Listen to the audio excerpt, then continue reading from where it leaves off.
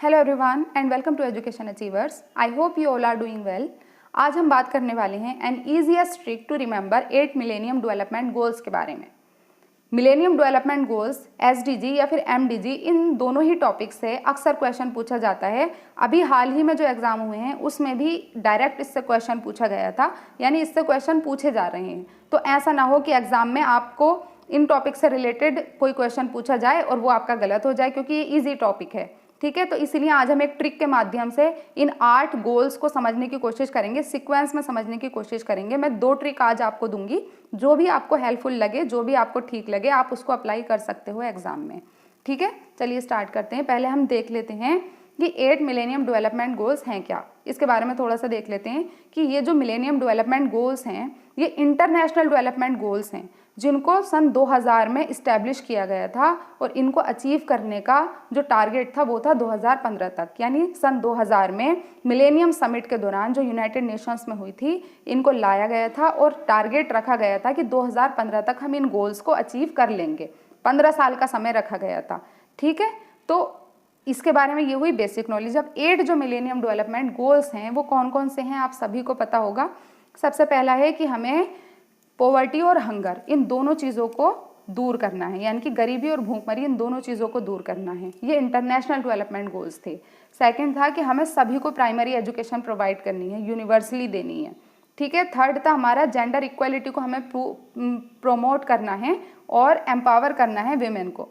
Fourth था हमारा कि हमें जो चाइल्ड मोर्टेलिटी यानी मृत्यु दर जो है उसको कम करना है। 5 था कि मैटरनल हेल्थ को इम्प्रूव करना है। 6 था कि ये जो बीमारियां हैं HIV, एड्स, मलेरिया, इन सारी बीमारियों से बचना है, इनका सामना करना है।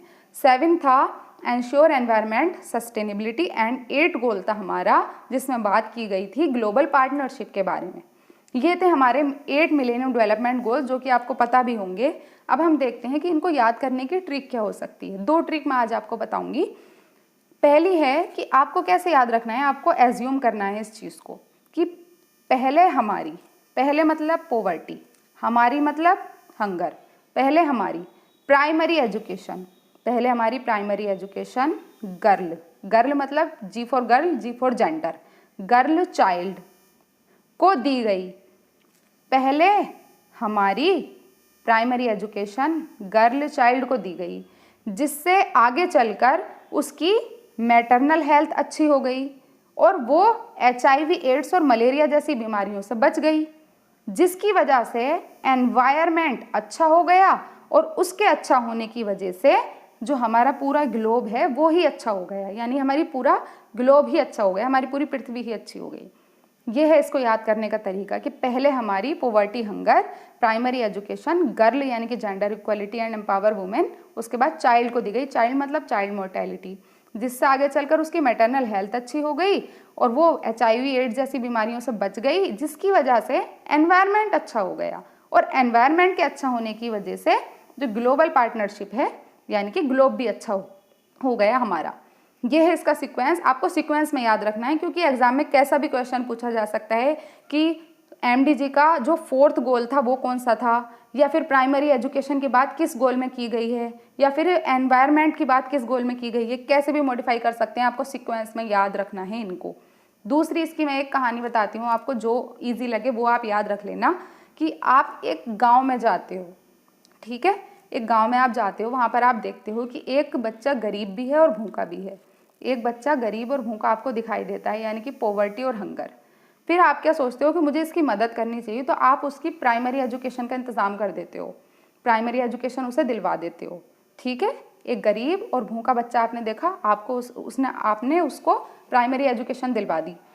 पढ़ने लिखने के बाद उसने देखा कि जेंडर इक्वलिटी का होना बहुत ज़रूरी है और वीमेन को एम्पावर करना भी ज़रूरी है अगर किसी भी कंट्री की डेवलपमेंट चाहिए तो।